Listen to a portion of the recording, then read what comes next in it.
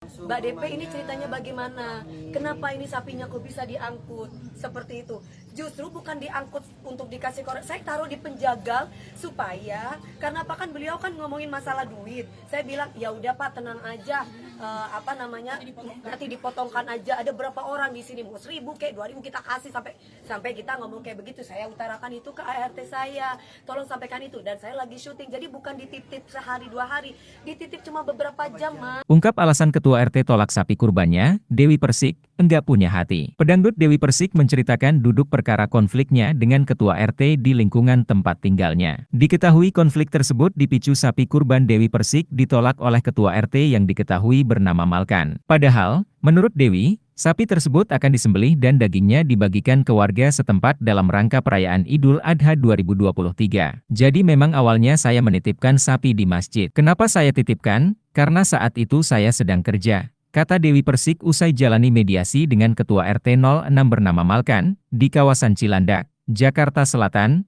Kamis, 29 Juni 2023. Wanita yang akrab disapa DP itu menyebut bukan dirinya tak mau menempatkan sapi kurbannya di rumah. Sebab, di kediamannya hanya ada asisten rumah tangga, Art, saja. Bukan enggak mau kotor atau gimana, Art, saya enggak mengerti. Makanya saya titipkan di masjid, ucapnya. Toh juga saya juga mau sembelih hewan kurban saya di masjid dekat rumah kok dan dagingnya buat warga sini, sambungnya. Tapi, Dewi Muria Agung mengetahui dari Artnya kalau ada biaya administrasi yang harus dikeluarkan jika ingin menyembelihkan hewan kurbannya itu. Saya bilang ke Art saya, nanti dibagi aja juga ke jagalnya rata sama warga gitu. Cuma ternyata tidak diterima. Ya saya heran, kan saya juga mau kurban di sini masa tidak diperbolehkan, jelasnya. Masa Pak RT enggak punya hati? Kan saya hanya menitipkan sebentar saja karena saya sedang kerja, sambungnya. Hingga akhirnya, Dewi Persik mengangkut lagi hewan kurban sapinya dan dikirimkan ke rumah pemotongan hewan, RPH, untuk disembelih di sana. Akhirnya ya sudah dikirim ke jagal, sudah disembelih dan dipotong-potong. Semua sudah beres tinggal dibagikan aja, ujar Dewi Persik.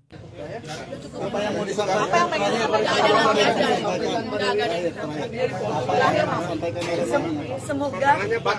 Semoga ini tidak jadi contoh buat semua RT ataupun RW.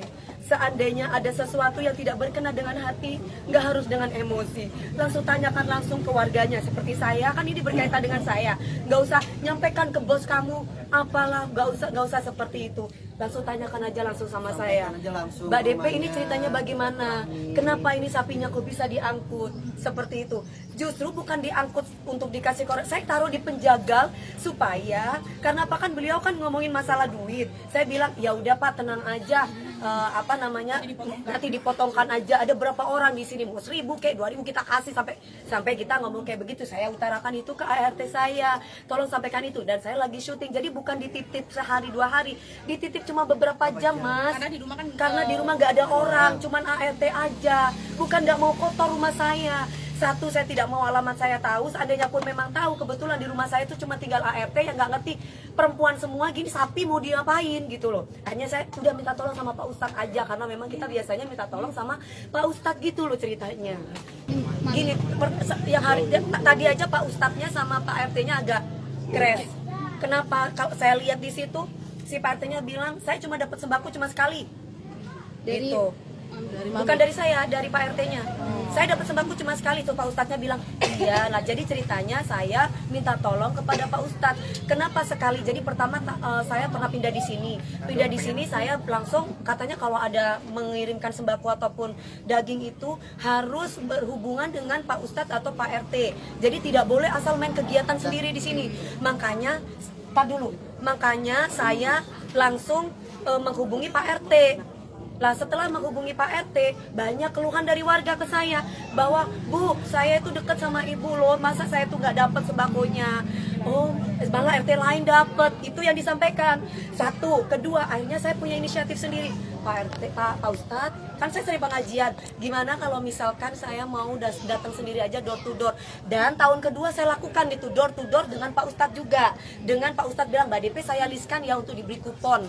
Maksudnya list itu dikuponin gitu loh. Oh iya, nah, itu kita lakukan tahun ketiga juga, tahun keempat juga, nah tahun kelima sekarang ini itu gitu loh. Nah cuman bedanya adalah yang dapat sapinya kemarin dari orang Brebes itu adalah Pak RT-nya gitu loh ceritanya, bukan Pak Ustadznya. Jadi ini tidak ada komunikasi antara Pak Ustadz dengan Pak RT yang saya lihat. Tapi maksud saya bukan berarti Pak RT-nya ngamuk-ngamuk ke saya atau ke orang-orang kita. Niat kita itu kan baik gitu loh. Jadi ada miskomunikasi ya, Bu? Miskomunikasi mas. Soalnya apa? Tadi Pak Ustadznya tiba-tiba dimarah-marah, dibentak-bentak sama perempuan yang di situ. Ingat ya, apa gimana tadi? Ingat ya, Pak Ustadz, ini urusannya kamu sama kita. Gitu. Loh kok saya kan nggak tahu. Saya kan Perempuan itu siapa Mama? nggak tahu saya. Kubunya Pak RT katanya. Katanya masjid bukan tempat nitip-nitip. Tadi kedengaran masjid bukan Tadi masjid katanya bukan tempat buat titip sapi. Hah? Katanya masjid bukan buat titipan sapi. Tadi kedengaran kayak gitu nih. Kata di versi dia. Tadi kan dia ngomong. Ya tadi kan teriak-teriak Mami ya. Mas, aku tanya sama Mas, aku warga di Lihat sini. di depan Mami. Ya, aku tanya sama mas-mas semuanya. Memang masjid bukan tempat titipan sapi. Tapi saya mau tanya sama kalian semuanya, punya rasa hati, empati, dan tinggal rasa dikit aja. Saya lagi kerja, di rumah saya nggak ada orang. Dan semua cuma perempuan itu sapi 1,5 ton. Terus, dan korban semua juga buat warga di sana. Saya cuma minta tolong sama Pak Ustadznya, Pak Ustadz bentar aja. Toh selama ini kalau saya minta tolong kayak parkir juga saya bayar sama Pak RT-nya. Nggak gratis, nggak ada gratis di sini. Terus kenapa? Kenapa katanya harus perlupakan dan parkiran gitu kan? Perlupakan dan dibersihkan loh. Cuma beberapa jam ya Allah, apa saya nggak bisa ditolong? Saya cuma minta tolong sesama warga loh.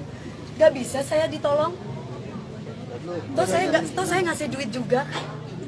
Apa iya saya minta tolong saya nggak peka, saya nggak kasih duit? Kan nggak mungkin. Itu doang sih Mbak.